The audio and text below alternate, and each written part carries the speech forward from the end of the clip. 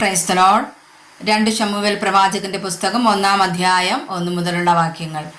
ശൗൽ മരിക്കുകയും ദാവീദ് അമാലേക്യരെ സംഹരിച്ചു മടങ്ങിവെന്ന് സിക്ലാഗിൽ 2 ദിവസം പാർക്കുകയും ചെയ്ത ശേഷം 3-ാം ദിവസം ഒരാൾ വസ്ത്രം കീറിയും തലയിൽ പൂഴി വാരിയിട്ടും കൊണ്ട് ശൗലിന്റെ പാളയത്തിൽ നിന്ന് വന്നു.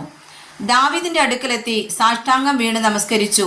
ദാവീദ് അവനോട്, നീ എവിടെ നിന്ന് വരുന്നു എന്ന് ചോദിച്ചതിന്, ഞാൻ മിസ്രായേൽ പാളയത്തിൽ നിന്ന് ഓടിപ്പോരുകയാകുന്നു എന്ന് അവൻ പറഞ്ഞു.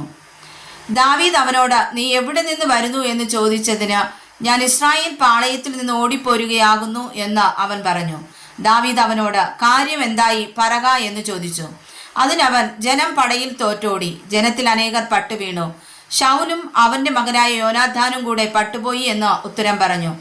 വർത്തമാനം കൊണ്ടുവന്ന ബാല്യക്കാരനോട് ദാവീദ്, ശൗലും അവന്റെ മകനായ യോനാഥാനും പട്ടുപോയത് നീ എങ്ങനെ അറിഞ്ഞുവെന്ന് ചോദിച്ചതിന്, വർത്തമാനം കൊണ്ടുവന്ന ബാല്യക്കാരൻ പറഞ്ഞത്, ഞാൻ യാദൃച്ഛിക ഗിൽബോവ പർവ്വതത്തിലേക്ക് ചെന്നപ്പോൾ ശൗൽ തന്റെ കുന്തത്തിന്മേൽ ചാരി നിൽക്കുന്നതും തേരും കുതിരപ്പടയും അവനെ തുടർന്നെടുക്കുന്നതും കണ്ടു.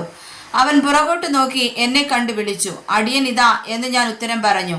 നീ ആരെന്ന് അവൻ എന്നോട് ചോദിച്ചതിന്, ഞാനൊരു അമാലേക്യൻ എന്ന് ഉത്തരം പറഞ്ഞു. അവൻ എന്നോട്, നീ അടുത്തു വന്ന് എന്നെ കൊല്ലേണം, എന്റെ ജീവൻ മുഴുവനും എന്നിലിരിക്ക കൊണ്ട് എനിക്ക് പരിഭ്രമം പിടിച്ചിരിക്കുന്നു എന്ന് പറഞ്ഞു. അതുകൊണ്ട് ഞാൻ അടുത്തു ചെന്ന് അവനെ കൊന്നു. അവന്റെ വീഴ്ചയുടെ ശേഷം അവൻ ജീവിക്കയില്ല എന്ന് ഞാൻ അറിഞ്ഞിരുന്നു. അവന്റെ തലയിലെ കിരീടവും ഭുജത്തിലെ കടകവും ഞാൻ എടുത്ത് ഇവിടെ യജമാനന്റെ അടുക്കൽ കൊണ്ടുവന്നിരിക്കുന്നു. ഉടനെ ദാവീദ് തന്റെ വസ്ത്രം പരിച്ചു കീറി. കൂടെയുള്ളവരും അങ്ങനെ തന്നെ ചെയ്തു. അവർ ശൗലിനെയും അവന്റെ മകനായ യോനാഥാനെയും യഹോവയുടെ ജനത്തെയും ഇസ്രായേൽ ഗൃഹത്തെയും കുറിച്ച് അവർ വാളാൽ വീണുപോയതുകൊണ്ട് വിലപിച്ചു കരഞ്ഞ് സന്ധ്യ വരെ ഉപവസിച്ചു. ദാവീദ് വർത്തമാനം കൊണ്ടുവന്ന ബാല്യക്കാരനോട്, നീ എവിടത്തുകാരൻ എന്ന് ചോദിച്ചതിന്, ഞാനൊരു അന്യജാതിക്കാരന്റെ മകൻ, ഒരു അമാലേക്യൻ എന്ന് അവൻ ഉത്തരം പറഞ്ഞു. ദാവീദ് അവനോട്, യഹോവയുടെ അഭിഷിക്തനെ സംഹരിക്കേണ്ടതിന് കൈ ഒങ്ങുവാൻ നിനക്ക് ഭയം തോന്നാഞ്ഞത് എന്താ എന്ന് പറഞ്ഞു. പിന്നെ ദാവീദ് ബാല്യക്കാരിൽ ഒരുത്തനെ വിളിച്ചു, നീ ചെന്നവനെ വെട്ടിക്കളക എന്ന് പറഞ്ഞു. അവൻ അവനെ വെട്ടിക്കൊന്ന്. ദാവീദ് അവനോട്, നിന്റെ രക്തം നിന്റെ തലമേൽ, യഹോവയുടെ അഭിഷിക്തനെ ഞാൻ കൊന്നു എന്ന് നീ നിന്റെ വായിക്കൊണ്ട് തന്നെ നിനക്ക് വിരോധമായി സാക്ഷീകരിച്ചുവല്ലോ എന്ന് പറഞ്ഞു. അനന്തരം ദാവീദ് ശൗലിനെയും അവന്റെ മകനായ യോനാഥാനെയും കുറിച്ച് ഈ വിലാപഗീതം ചൊല്ലി. അവൻ യഹൂദാ മക്കളെ ഈ ധനുർഗീതം അഭ്യസിപ്പിപ്പാൻ കൽപ്പിച്ചു. അത് ശൂരന്മാരുടെ പുസ്തകത്തിൽ എഴുതിയിരിക്കുന്നുവല്ലോ. ഇസ്രായേലെ, നിന്റെ പ്രതാപമായവർ നിന്റെ ഗിരികളിൽ നിഗതന്മാരായി വീരന്മാർ പട്ടുപോയതെങ്ങനെ? ഗത്തിൽ അത് പ്രസിദ്ധം ആക്കരുതേ. അസ്കലോൻ വീതികളിൽ ഘോഷിക്കരുതേ. ഫെലിസ്ത്യ പുത്രിമാർ സന്തോഷിക്കരുതേ. അഗ്രചർമ്മികളുടെ കന്യകമാർ ഉല്ലസിക്കരുതേ. ഗിൽബോവ പർവ്വതങ്ങളെ, നിങ്ങളുടെ മേൽ മഞ്ഞോ മഴയോ പെയ്യാതെയും വഴിപാടു ദിനങ്ങൾ ഇല്ലാതെയും പോകട്ടെ. അവിടെയല്ലോ വീരന്മാരുടെ പരിച എറിഞ്ഞുകളഞ്ഞത്. ശൗലിന്റെ തൈല അഭിഷേകമില്ലാത്ത പരിച തന്നെ.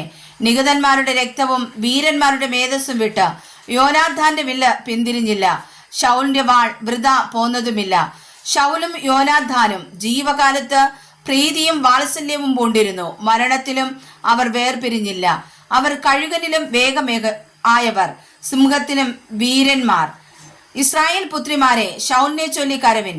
അവൻ നിങ്ങളെ ഭംഗിയായി രക്താംബരം ധരിപ്പിച്ചു, നിങ്ങളുടെ വസ്ത്രത്തിന്മേൽ പൊന്നാഭരണം അണിയിച്ചു.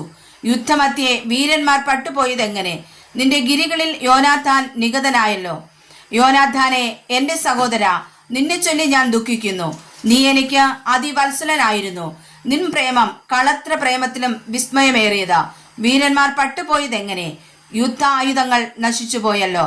വായിച്ചതായ തിരുവചനങ്ങളാൽ പരിശുദ്ധനായ കർത്താവ് ശ്രേഷ്ഠമായി അനുഗ്രഹിക്കുമാറാകട്ടെ. ആമേൻ.